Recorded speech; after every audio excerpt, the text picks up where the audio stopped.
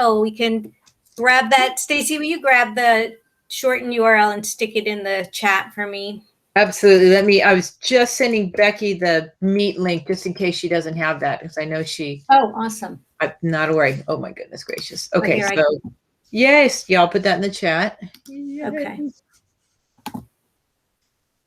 Perfect. All right. So as we were saying, tonight we're going to focus on becoming a Google Educator Level 1. We're going to talk about the tests. We're going to give you some study guides, and we're going to offer ourselves up as just people you can reach out to during your process if you have questions or you want to, get quizzed with some flashcards. But to get your juices flowing, I put in this little brain teaser using some emojis. So if you want to, please put in the chat or unmute yourself if you think you have the answer. It can kind of be like the Wheel of Fortune. You know how they time it at the beginning and they do those? I forget what they're called. But does anyone think they know? X abacus chicken chick. X abacus chicks hatch. It's obvious. Anybody? Oh, I know. Good, Nancy. Good girl. I know it. What is it, Nancy? Don't count your chickens. Count your chickens before they hatch. Yes, good. The minute you said it, I was like, oh, good job. That is it. Yay. Don't count your chickens before they hatch. I thought it would be fun to just do a quick little brain teaser so we could get right into the thick of it. So awesome. Oh, the next thing I was going to do is Google Docs has a bunch of new features they do. And I have to actually, let me open a doc. Can you try that? Can you try that, Karen, that new blue square with the arrow where it's present to meet? Isn't that cool? I was going to show that. I have not tried it because I haven't either. That's cool. I don't even know what it's going to look like. I have to present a different tab. The same with the Jamboards too, right? Yes. So it's pretty cool. And the comment feature is now pretty cool too. I don't know if you've seen it, but now you can actually share your doc with your comments, which is a really nice. Let's do that so I can go back. Cool. All right. So that you can go back and forth so that your students get comments. It's a great tool now that you can actually have comments. And look, I have an untitled doc, but I just wanted to come in here and show you. Whereas some of these new things are, and you guys can jump in too as it's loading slowly, because I'm in like the vortex here. So how is the sharing the comments different than it was in the past? You know how you in comments I could do @ Karen Lagola and you would get that. How is this new way different? So now when you share with comments, the Google Doc with comments, you can preload some comments for your students. So you can go in and you can preload, share it through Google Classroom, and your students will have those comments on the copy that you made for them. Oh, cool. So it's specific to that. Well, right. If you're making a copy for each, but if you're making one for individual students, yes, you could make it specific for students if you were, using it through Classroom and just assigning to one. Nancy, you were going to say something. Yeah, I was going to say you can also use it to provide information to students. Like if it's something where they're supposed to write a paragraph, you can put in, in this paragraph, remember to do this or that, or I'll be looking for descriptive and figurative language, or be specific with your claim. You can give all kinds of information. It's different because in the past when we were sharing a single doc, you could, but with this new feature, when you're making a copy for each person, it keeps the comments in there. That's cool. Yeah, it keeps the comments. Ask if it and the other new thing. Oh, go ahead. Does it automatically do that with the comments, or is there something you have to click for it? So you have to, when you go to share here, let me add, when I add a comment, if I add Oh, I have to type something. Oops.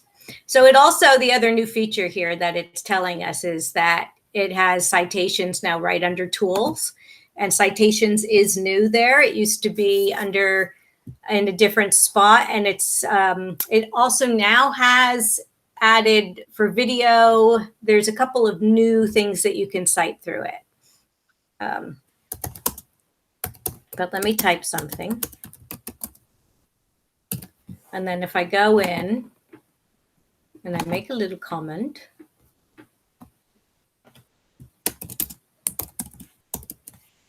when I go to share, and I can spell, I really can. That's like the rule, right? When people are watching. So if I go to share, it's going to ask me, do I want to share with the comments? Oh, I have to title it. All these things it makes you do. So it should make me do that. Control, download.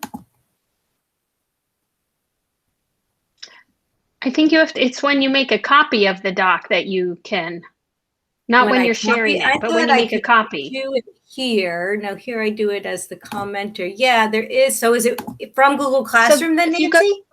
Go to File, make a copy. Okay. Thank goodness. I think that's where it is. Yes. Thank you so much. Yes, that's what it is.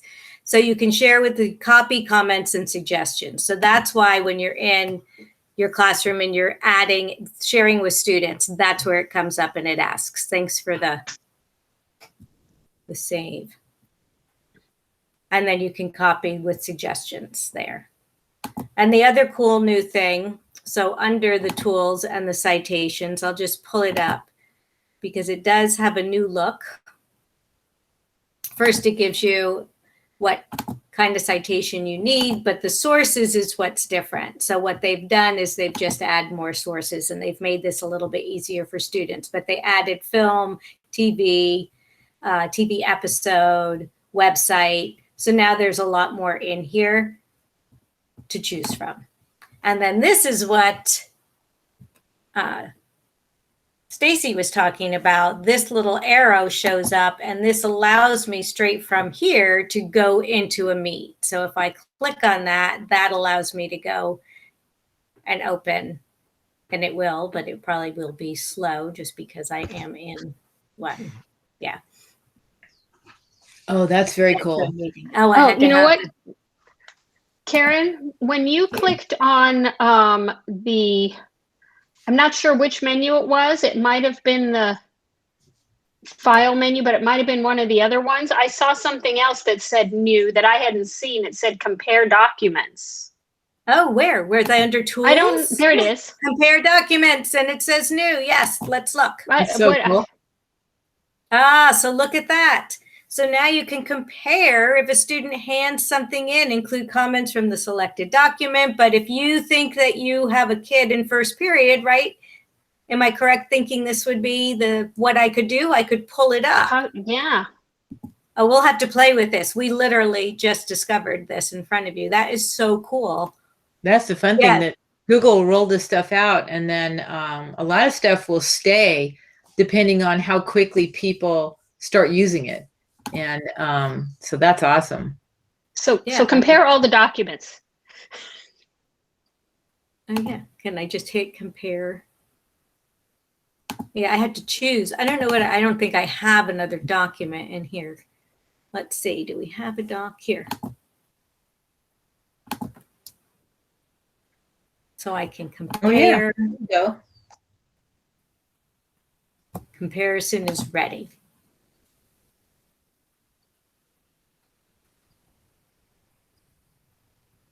Oh, that's cool. This would be very cool if we had, students using the same writing prompt, and then we wanted to really pull up kids that we knew.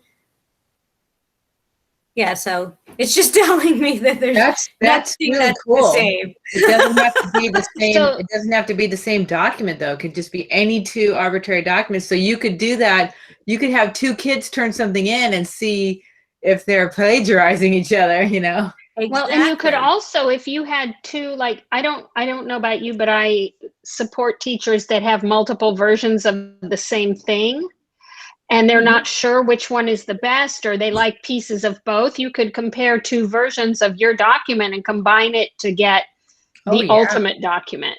Yeah. Yeah, because look what it's done is created a new document as a comparison of test and spread Q. entitlement So if I did comparison. have that, it would give me the two students' names because it would be the title of their document, and then it would come in and give me the comparison. So that is very cool. That is brand new. I did not see that before. So I wanted to start us to give you that, and you'll have that all with the document, but because Google, of course, always over the summer will be rolling things out. So we'll be doing just one tool at a time and highlighting whatever we know that just came out and discovering new things, apparently, because that was a really cool thing. I can close this one. Oh, and the other new All one you right, so shared, Karen, that's phenomenal. See who edited a part just by clicking on it. That's huge. Yep. Instead of This like is having to go huge. into the, the revision history and blah, blah, blah. That's very cool. Yep. Oh, yeah. And Tori points telling- out that you can now change ownership of a doc. Sometimes your district will make it so that you can only change ownership within your district. But yeah, that's very cool. And you can just do that in the sharing settings. You can change people's permission. And one of the choices is now make owner. Even if they Yeah, didn't that is know very you were going to make them the owner, you can make them the owner. Yeah, I've been doing that with one of my SPED students. Trying to get him to open a new document, copy something over has just been a pain. So it was really easy to just do all the setup and then make him the owner, and he had access to it. It was really nice to have that change. That's a great suggestion too, to do so that you can do it for him, and then he's got everything. It makes your life easier. Yeah. That does. That's very cool. Very cool. That's exciting. All right. All right, let's dig in to, come on, click on there, the exam. So are you guys looking to take the exam this summer? Is that something that Tori, Francesca, you're looking into or you're thinking about, mulling it over? Secret story. I actually took mine last year. Ah, you did. I have my first one. Good. I'm curious to hear We're going to do sort of Educator what the 2. Yeah. We're going to talk about Educator 2 in July, but yes. Okay. The first one, so Educator 1, and they're both similar in the way that they're timed now. Well, they're timed. They're about 180 minutes. They do you need your webcam to work. You need to be logged out of all other Google accounts. Don't even try to. And they got rid of Proctor U. No more stressful Proctor U, because that was stressful. I did my last renewal with Proctor, but now you can have outside notes. So you don't have to feel like you have to keep eye contact with the camera and get all stressed out about it. They know that you might be looking for things, and that's okay. So that's another nice thing. They are both multiple choice and scenarios. It's about 25 multiple choice, I believe, and then scenarios at the end. Educator 1 is $10, and I think 2 is $25 now. Yeah, it is.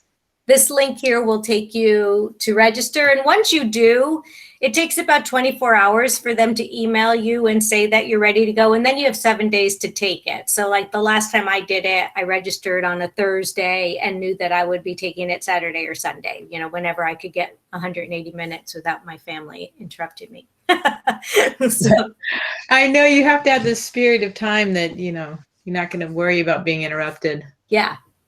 Yeah, you kind of have to, you have to kind of prepare for, have whatever notes you have available, get comfortable in a quiet place because you are going to be there. It does really take about the same, all of the time. You might be a little bit short on time, but it is paced that it will take you that. The scenario part, you are creating things. You're going in and you're actually opening up things and creating documents and forms. So just pace yourself, have water, whatever you need. Go to the bathroom before you start. And you can take a bio break if you need one during the camera. If it takes like 2 or 3 5-minute photos and you're not there, then it might flag you. Yeah. But you are welcome. When I took it the first time, like 5 years ago, I was like, oh my gosh, I can't leave. And then I read, yes, you can leave. So it was funny. I know, I'm with you. I was exactly the same way the first time I took it. I was so paranoid to do anything. Like I didn't want to divert my eyes. And then I took one last summer and I had to renew 2 I just did over in January. So now I renewed to them again. I know I renewed both. I think I renewed both in November last year. And I actually was looking forward to it because the second time as trainers, they don't make us take it anymore. You passed it, you passed your trainer exam, you know, but as a trainer, you kind of want to know what's on the test. So I was excited to take it again since the pressure was off. And you know, it was nice. And then the other bonus is once you pass it, if you take it again within 30 days of expiring, you don't take multiple choice again, just the scenarios. So it's another bonus. Yes, I only did the scenarios. Is that for both or just for educator? For both. For both. Oh, mine are expiring next month, so I have to take both. Oh, it's an incentive because you think of like, you could possibly get the test done in like an hour and a half because you cut out an hour of, you know, worrying about the multiple choice because you'll take them, but then you'll go and check them and make sure. And so it saves quite a bit. Yeah.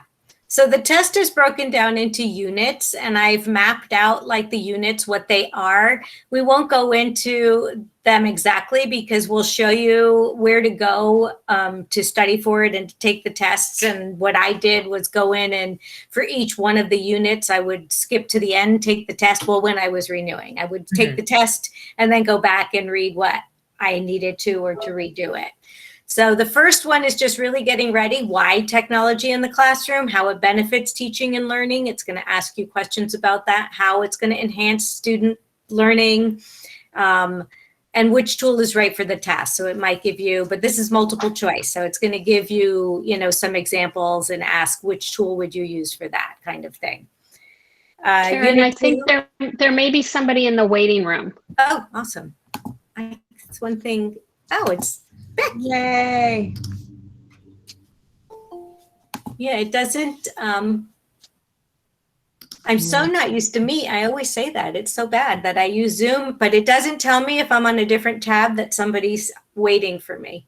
There was no notification. Just so I you know. just heard a little like bell chime, but it didn't occur to me that that's what it meant. Oh, and I didn't even hear it. There you go.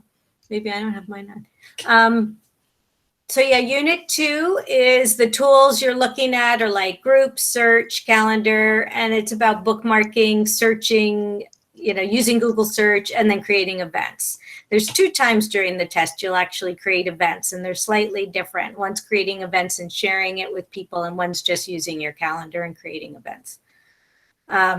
3 is when you get into a little bit more of all the tools and managing different files, using Google Classroom, creating, sharing docs with each other, forms, how to create a form. But again, here, it's really talking about what tool for the job. It's not going to make you dive in and create a form yet. That's going to come a little bit later. There you go. Does anybody want to take over Unit 4, Nancy? Want to go? Sure. So in Unit 4, it's communication. So all the different tools that Google has for communication, not just Meet, like where we are now, but, you know, Gmail and sites, how to use Gmail, different things that you might be able to do in Gmail, like labels and those kinds of things, and how to build a Google site, why you might want to do that, and again, it's what tool, would a group be better or would a Google site be better? Or should this meeting be an email? Yeah, Exactly. And a lot of meetings should be emails, but not this one because it's good to see you guys. Unit 5 is organization, calendar, and one of my very favorite tools, Google Keep. Love it, love it, love it. How to stay organized and not be overwhelmed. How to share your calendar, share notes, invite people to events, that sort of thing. And then Unit 6 is bringing meetings online. So how do you add people? How do you use Google Meet? How do you share documents and things in the Meet? How do you invite people using calendar to your meetings? Those kinds of things. Yeah, the different ways that you can invite. And I will say for Keep, they do have you, create a Keep and then create a Google Doc from it. Just, that's something, if you're not familiar with Keep, that's a great. And if you're not familiar with Keep, learn it because you'll love it. Google Keep is the best tool ever. I had a Google Keep presentation at one point. I'll see if I can find it. Yeah. Yeah, that's cool because we could also especially as we have an overview and then we're kind of funneling people to our big global GEG boot camp, but targeting tools each month and having people share how they use it in their teaching and in their everyday life. Yay. Yeah. And everybody went in this level 1 is basically, how do you know how to use the tool? It's not how do you teach with it yet? Level 2 is now how do you use this in your creative teaching? So it's really a gentle test. It's tools that you're using all the time. You certainly aren't going to consider this exam unless you're fairly comfortable with Google, because that would not make a lot of sense. And I'm suddenly going to take a test in Russian if I didn't feel somewhat comfortable. And so this test is don't stress, because you're using these tools in your everyday life or your teaching. And if not, because it's open internet, you can, research something if you're a little fuzzy on a topic. So that's what's fun about that. But, and then Unit 7, we're starting to talk about how do we put the student work online, using sheets for organizing information, or the neatest thing about a sheet, like any spreadsheet, is you don't realize it's also super helpful for making things clear. Most of us will go straight to a Google Sheet when we have to do things for, I've got a couple of field trips, I've got a couple summer camps we're running this summer, I've got another sheet with all my student awards on it. And it's funny because you kind of would think, oh, I'll put it in a doc and just lay it out there. But you're like, no, if I put in a sheet, I can sort it, I can organize it, I can swap columns. And then with Google Drive, learning how to organize your Google Drive so it makes sense. And then using Classroom to distribute your information. Google Groups. People aren't always familiar with Google Groups, but again, my husband and I belong to 10 or 11. Every single hobby you can imagine lends itself really well to Google Groups. We have one for GEG SoCal, we have one for global, and then every single one of our cycling and advocacy groups we're involved with, we use those to communicate, because if nothing else, they're a great way to email your entire group. And then you're not looking at people's emails or leaving somebody out. Contacts, rosters, assignments, feedback. Google Classroom is kind of the core of being a Google educator, because it's how you deliver your information. And it's such an easy tool to use. It's very intuitive. It fits with all of your Google Docs, Google Apps skills. And so it makes sense where things are. And it, my district uses Canvas. We're, for middle school and high school, we use Canvas, but now they have a new Google Assignments LTI that they rolled out last fall, thankfully. And it's a whole Google Classroom right in the middle of a Canvas unit.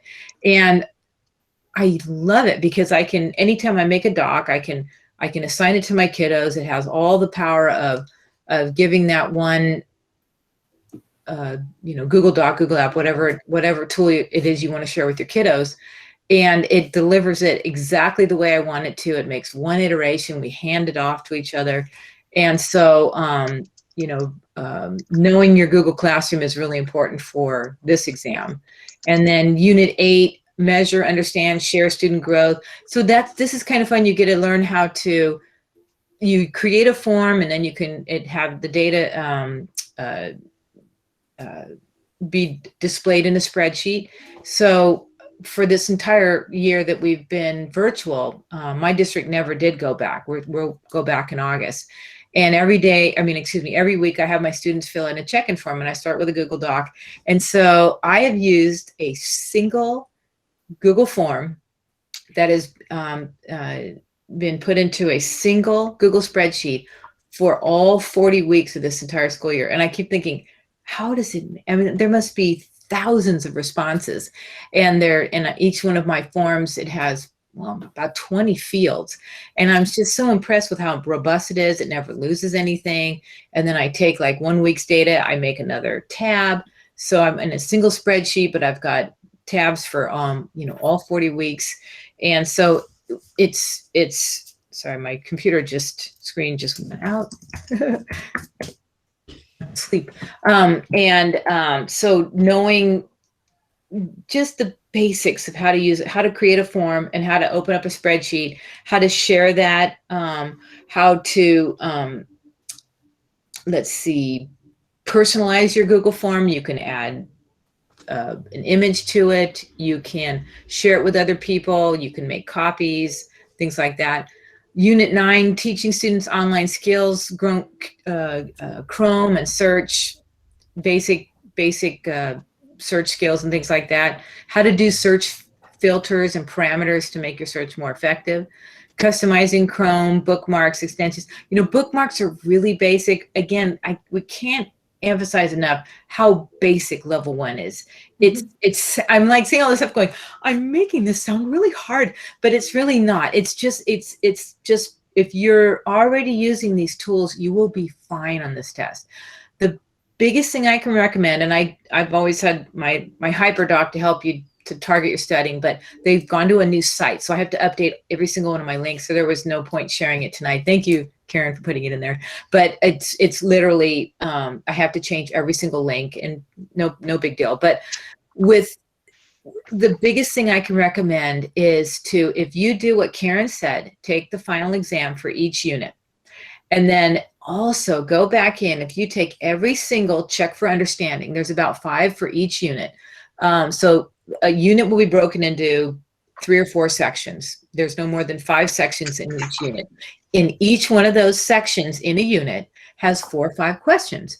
Those are the questions, along with the final unit review, are the questions they use for the exam. There's no surprises. Google has no intention of confusing you or making it more challenging than it needs to. So if you do all of their practice questions, I call that getting your fitness level up. And so when you're ready for your multiple choice, you go through that in 45 minutes instead of like an hour or more. And then you've got much more time for the activities, because the activities are time consuming. No matter how fast you are, you still have to open that doc. You still have to put a title or add an image. And then so like Unit 10, building interactive lessons, the Learning Center, Google Earth, slides. Everybody loves slides. It's everybody's favorite tool, so you're probably pretty comfortable. There's not like a lot of the complex things in slides, so again, think basic. And when you're going in the Google Training Center, just look at what they're telling you you're going to need, because it's nothing more than that. If they say add a flower to a page, just add a flower to the page. Don't add another page or make it fancy. Just do exactly what they say, because it's an algorithm that's assessing you, that's grading your test, and it tells you instantly if you passed or not. So don't make it fancy, because the algorithm won't be looking for something special. They'll be looking exactly for what it asked for. But ta-da. Right. I want to jump in on something Stacy said, because I think that sheets, it's been my experience that most people get really nervous when they see the analyzing data with sheets, and it's the basic analyzing. Like, it's not a lot. It is the basic way to use the tools, and it talks you through. And the other really important thing about using their questions is you understand the tone of how they ask things. Exactly. And that's really important. Yeah, I agree. And one thing I wanted to add too, I know sheets are what a lot of people are afraid of. It's like my favorite. I know, But both you and really- Nancy. I was going to say, both you I and know, Nancy I are love- like sheets. I love sheets. You know, Alice, my friend Alice is like, Yes. the answer is always a spreadsheet. Teachers are afraid of sheets because they think, oh, I can't do it. It's like, I'm not an accountant, but really a sheet, you've been using sheets. That's your grade book is a sheet. Mhm. And so you can look and, you know, you can arrange your grade book by, you know, highest to lowest. So you can see which kids need attention, which kids need enrichment, those kinds of things. But the other thing I wanted to say is, you know, the advice, that's actually what I'm doing when I have a few minutes, is I'll go through and take the end tests, because I'm going to renew mine probably in a couple of weeks when school gets out. But let's say you're not that comfortable with sheets or another tool. There's no reason you can't go through just that unit. Exactly. And you might even say, you know what, I don't really feel comfortable with using this tool, so I'm not even going to go to the end yet. I'm going to do the unit. It won't take you very long because it's broken down. Each module is broken down into very short, manageable things, manageable pieces, and you can probably go through the entire unit in an hour, Exactly. if not less. Yeah, a little front loading, a little practice, and it saves you a lot more. I mean, who wants to take the test again? So if you do a little bit of prep before you go, you'll be fine. Mm-hmm. Yeah, it used to be you have to wait 2 weeks if you didn't pass to take it again. I'm not sure if that is still the case. It was when I took it. It was. Yeah, it still is. And then you have to, if you don't pass it the second time, you need to wait like 6 months. Mm-hmm. It's either a couple months or 6 months. So, but you'll be fine, you know. And when I was training this at our district, and I would train hundreds of people at our district. And I was like, you're going to pass the first time. And if not, the second time, just go in there. And if you don't pass the first time, consider it a nice day of training, you know, getting ready for the exam. So it's very basic. Mm-hmm. Yeah, for the passing percentage, I believe it's 80% for the multiple choice, but the scenarios are marked a little bit differently. And I am not sure how they do that. I think basically if they told you to add a flower to the page and you added a flower, you get that point. Mm-hmm. Yeah, I think Yeah, that's but you it. need That's 80% on the Stacy's multiple right. choice. Yeah, don't do more than you have to. Stacy's right. It doesn't give you more points. It doesn't count. Yeah. So right, just pick the first flower you see. Don't look for the most appropriate flower. Is that what you're saying? Yeah, exactly. Or put it on another page because you think the layout would be better. Just do exactly what it says. Don't match the font to your flower colors. You don't have to do that. Don't get fancy. They populate your hypothetical drive. You get a fake Google account for your testing account. It's a real full up Google account. It's already populated with the contacts. So if you need to send an email to Mrs. Jones or Mr. Smith, it's already in your contacts. So you start typing, and there's nothing more reassuring than when that name populates in the email you need to send or the document you need to share. And so it's nice. Yeah. And you'll have at the end a bunch of tabs open, because everything you do once you're in the scenario part is going to open more tabs, right, in every window. So, close them as you go so that you don't have too much up there that's intimidating but that is the other reason why it's really important to log out of all other Google accounts, because you do get this Google account just for the test. And if anything else is open, it will create issues for you. In worst case scenarios, if you don't remember how to do a sort in a column in a sheet, you say, just Google it. Exactly. How do I do a sort? Because the test is looking to see, do you know how to solve a problem? And do you know how to teach your students how to solve a problem? And not necessarily have you memorized every single aspect of Google Apps. Right. Yeah. Google it because you can. So and there's the help tab right in there too. Yeah. Mm-hmm. Unit 11 starts to get points out, yes, computers don't need pretty, so you don't need to match your flower color to your font. It's what most people end up losing points on, is they spend so much time and they're like, I need to resize this. I need to redo this. I need to change this. This doesn't make sense. It doesn't make sense. If it says do it, do it. Mm-hmm. Yep. It's all at once. Yep. They just want you to know that you know where to go to look for things too, that you go to the right, that you know to go. If you have to resize something, you know where to go to find that tool. So Unit 11 is where we get into like YouTube, and really it's going to talk about, you're going to create a channel, you're going to put playlists, it's going to tell you how many videos to find, it's going to give you a topic, you're going to add people, share your playlist with your fake students, and when it's embedding videos, they're talking about adding videos to Google Slides. That's the only place you're going to add a video, I think. I don't think I had to do it for sites. Group work, it's the same. Again, just sharing docs, knowing the permissions, the different permissions, how to share out, using Classroom, making copies for everyone, using Keep. I think this is where the Keep note turns into a doc, and then you have to share the doc. So all of that is just your basic Drive tools and being able to pick the tool for the task and to share it out with the group, using revision history, comments like we just did. The new thing that we just looked at tonight with comments and sharing will not be on the test unless they're really fast, but it was not on my test. Yeah. And I will say that Google Plus Communities was, and I believe still is, even though it doesn't exist. There is It was still in a the question. it was in the review material that I looked at yesterday. Yes. Wow. Yeah, it's It still was not there. the correct answer, though. They didn't have a question on Google Keep. It was something about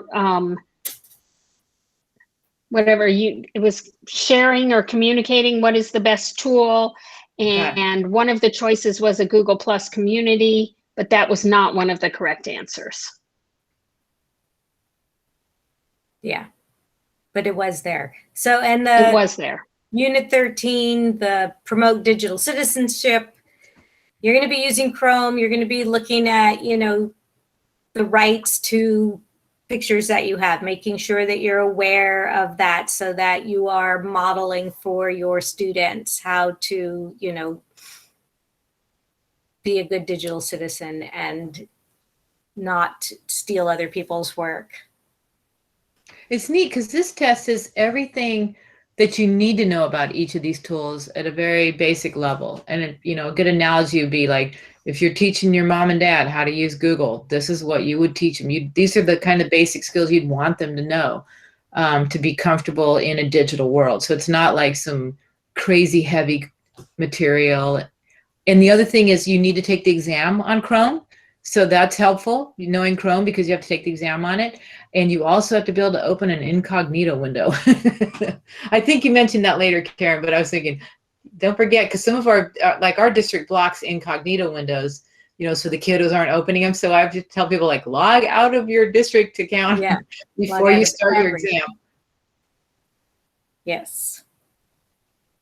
It does become an issue. So we also have just resources. So this link will take you straight to the skills shop. That's what we're talking about, where I think that you should spend your time. There's also Quizlet flashcards that are created that have the questions with the tool. They're basically scenarios of what tool. This skills checklist, I believe this is from Ohio GEG. No, it's not letting me. Yeah, and then Karen, the new PD that May created for us that we do with Quinn and Becky, who's the lady. Wonderful. They're wonderful. Anyways, they have these wonderful flashcards that they've created over the last, and they're phenomenal. I'm like, oh, they're the old flashcards and the skills checklist. You don't even need them anymore. They're little scenarios that they gave us at the last training are phenomenal. Oh, we'll have to put them in there, stick them in. Yeah, I'm not in an aspect. I think we can share it because we use them in our teaching, and so it's not like it's only trainers, but they're really helpful. You definitely can. Yeah. Yeah, I know those. I remember those. I have them actually. I should have put them in. Yeah, they're phenomenal. And I did put in a couple of videos because if I am a video listener, I can clean the house and listen to a video. And I put in the newest one that I could find that actually does have the updates of the test. So Good. There's others out there. There's a ton of stuff out there that you can find. And of course, there is the Global GEG Bootcamp that will be in July if you want to wait for that. I did it last year. I listened to both boot camps for level 1 and level 2. I took level 1 right after the boot camp for level 1, but I didn't take level 2 till January because I'm trying to space out their renewal time 6 months apart instead of right on top of each other. I took mine one day apart. Me too. It's almost the same thing. I did like Yeah, level that's what 1 I did with the level 2 first and the time. trainer. Yeah. They all expired at the same time, but I was like, I'm not taking that. I'm not going to let it expire because I want to not have to take the multiple choice again. Yeah, if you haven't been in, I'll go into the Oh, the new shop. training center is it's just lovely. And you can skim it or dive deep if you need to.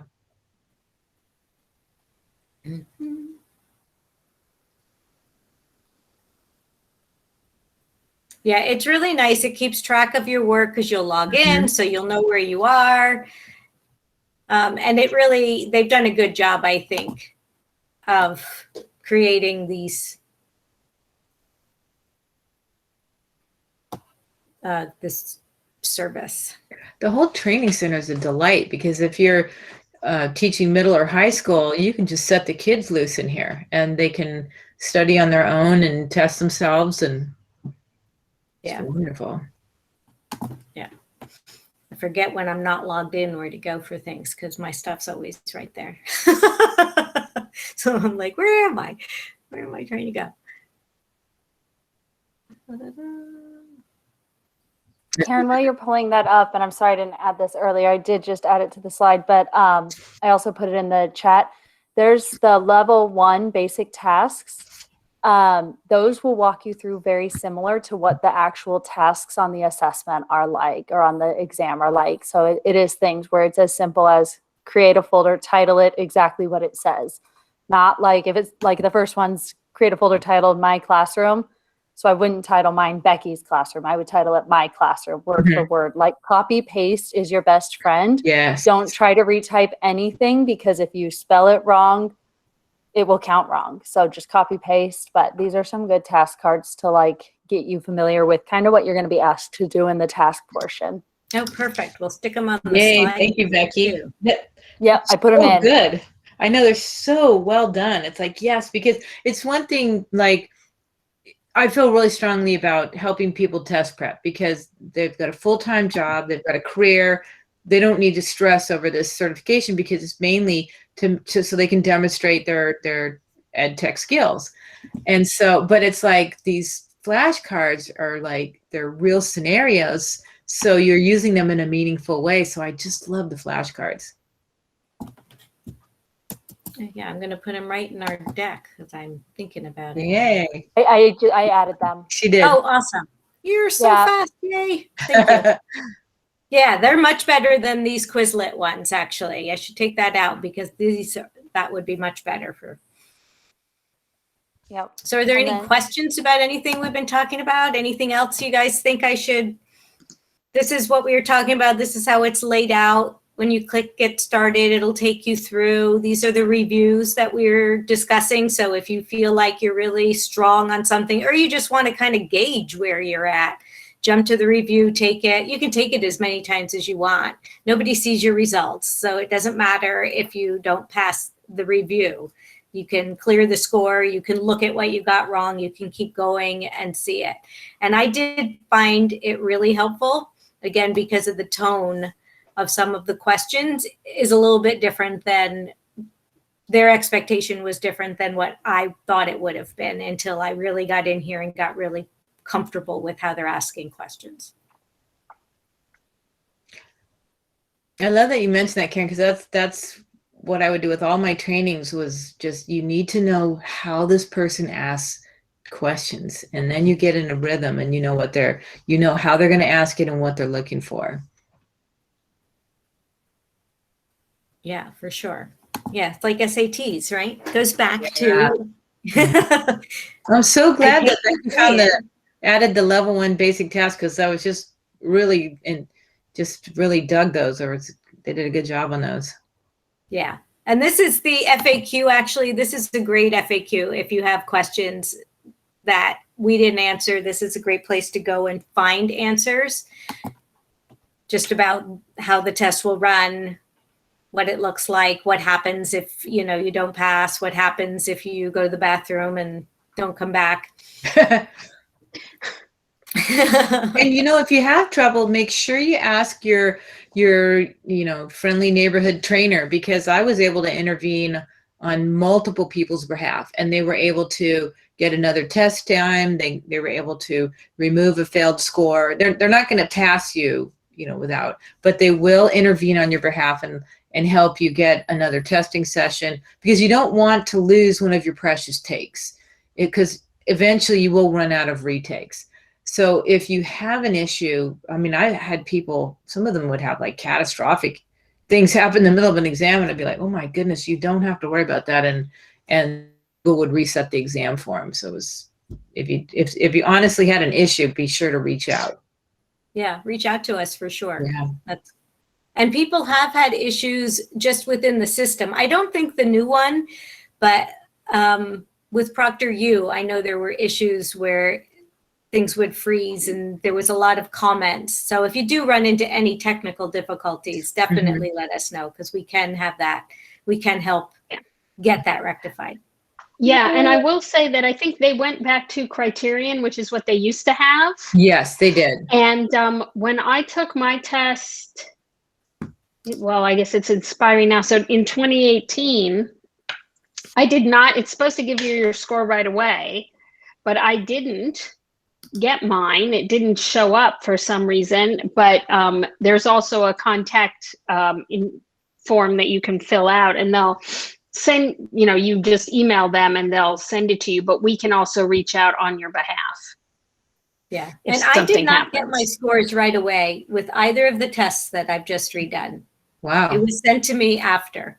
I didn't know when I stopped if I passed.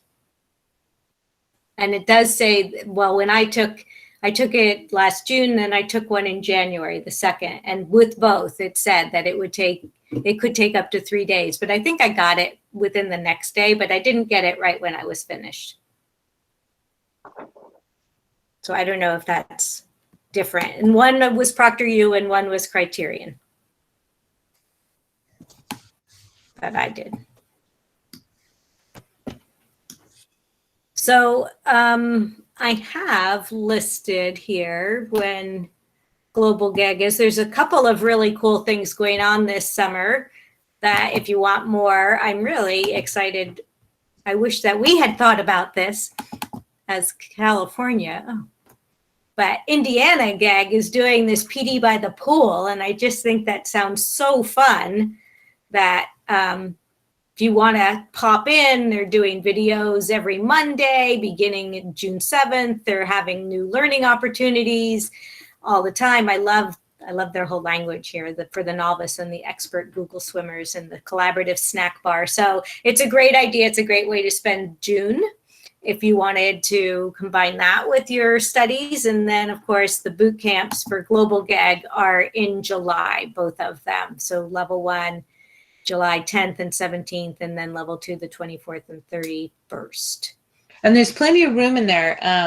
Becky and Bonnie and Steph are organizing the bejesus out of it, and it's going to be a hoot. They have leaderboards, and we have wonderful MCs for each of the units. So it's actually it's quite an entertaining PD. You know, it's more than just studying for a GCE. It's a lot of fun.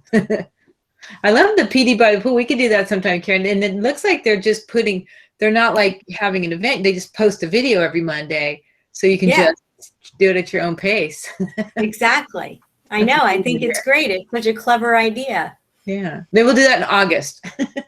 Yeah, maybe. Maybe we'll do that in August. And that's about it. We're like 6 minutes short, but that is it. Our next meeting is July 6th. I always have a link at the end to the Google GEG, and then we have Educator 2. I love our collarbones here. This is a hilarious Bitmoji. I know. And Becky, the friend Moji isn't working for you. I don't know why. I couldn't pull you up. I know why. She's a new person. I had to delete it and start again. I had to like look at my old Bitmoji to try to recreate my face exactly like it was in the other one. It was not fun. So I had to start a new account. So I need to add that in there. Yes. I will. I'll do that now. Yes, please do. Because I was like, You I'm trying to do it, and I'm sorry that I totally forgot to You're reach good. out and ask you for it. Mine's been crazy. Everything's been crazy. So no, you are good. I'm doing it now. It has been. The end of the school year is always crazy. Oh my goodness. Well, I was told if you wanted to have your Bitmoji look exactly like you, ask a child to do it for you. Oh, good idea. Because they are ruthless. No, Mom, your nose is much bigger. I had don't have children, ask one of your students. Look at those wrinkles you have there. You didn't make yours deep enough. Or your spouse, yes. That's what I did. Sometimes a spouse, if they like you, they might try to flatter you. And now I want to see your good students. Cute. Yeah, when I initially created mine, or when I had to like re-up it, I couldn't figure it out. And so I just asked who was my fiance at the time. So he liked me. And I was like, can you create this? And he did. And I was like, okay, it's looking a bit more like me. I mean, certain things were emphasized. That, it was cute, but he did take away the freckles. I was like, oh, what happened to your little freckles? It's okay. I know. Updated. Yeah. I did put in the chat. The reason I put that, not because I'm weird. I don't know if Omnibox was talked about, and if it was, I'm so sorry. No, go ahead. That was one of the things that threw me off when I tested. It kept saying something about an Omnibox, and I honestly was like, I don't know what that is. And as someone who's like an avid Google user, I've never called that URL bar where you type stuff into. I had no idea that was called Omnibox. You learn it when you're studying the exam. It's hilarious. Oh, I learned it while I was taking the exam. I know, you're like, oh, stress. So know that word. Know that you only use it for the exams. I've never used it anywhere else besides to tell people when you take the exam, it's called an Omnibox. I still, when I refer to it with others, I'm like the URL bar, the bar where you type stuff in, just up there, that one. I guess like in the old days, you know, it only did the URL. Now it does your math and all this kind of stuff. But it's hilarious. And where did they come up with Omnibox? And that's where they changed it. And I actually did know that term because I was at a conference and they were talking, it was like Chrome tips and tricks. And it was right after they had added some different things, because it used to be you had to know the URL. You went to Google, you looked it up, and then you clicked. But now you can search directly in there. So they were sharing that, and they're going, and now we're calling it the Omnibox because you can do more things. And you can do all kinds of things. You can type in like, if you need to know how to say train station in French, you can type in train station in French, and it'll come up like, and if you need to know how to convert, you know, I'm at the market and I need to know how much 67 ounces is, I can type 67 ounces in pounds and it'll come up. So, and you can also search like a particular site, or you can type in your own Google Drive, because you can type with, you know, the site and then a colon, and it'll search that site, whatever you're putting in. Or anything like .new, like doc.new, and it'll open a new doc, or sheet.new. Right, it does. Yes, I love that one, doc.new and slides.new. I use that all the time. So, but I remember the helpful thing I learned from an hour PD was docs.new. That was the only helpful thing I learned a few weeks ago. I like it because you can compare things. You can put up like, you know, spinach and kale and see which one has more vitamins and which one you want to buy or whatever. Do you do spinach versus kale? It'll pull them up. Or what is your search term for that? Just compare. Oh, compare spinach and kale? Oh, okay. Yeah, it'll work. It'll work. Nancy and I were all into the Google Doodles today. We were checking out all the games. Oh my gosh, we had so much fun. I made Karen play them because we had a list of like, many, there are like a dozen games on there. Yeah. And the one I marked which ones were my favorite. And then I said to Karen, she had to play all them so she could mark which ones were her favorite, because they're going out in our last newsletter of the year to teachers. Have a fun summer. Here are some games. Oh, they're so we both liked, which ones did we both like? I liked the swing dancing one. That- I remember. Swing one was- dancing was fun. Yes, that one was outstanding. Baseball was They fun. did a really good job with that because that's the kind of music that that Greg and I play is this, and it's those are very complicated rhythms. And so I was noticing, I was like, oh, this game is like spot on with the rhythm when you would type, and it was like, this is a great way to learn swing rhythm. It's It really is. fun. It's really fun. You get really good. I'm going to stop recording actually because it is 8 o'clock and because we're done presenting, so they don't have to know all about our Google games. We can stay on. I'm going to hit that. Maybe.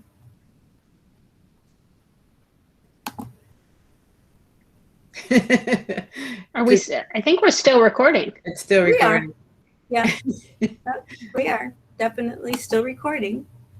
It's not letting me not record. It's just here. There we go. I think it took it that time. Yeah, perfect. Did it? I don't think so.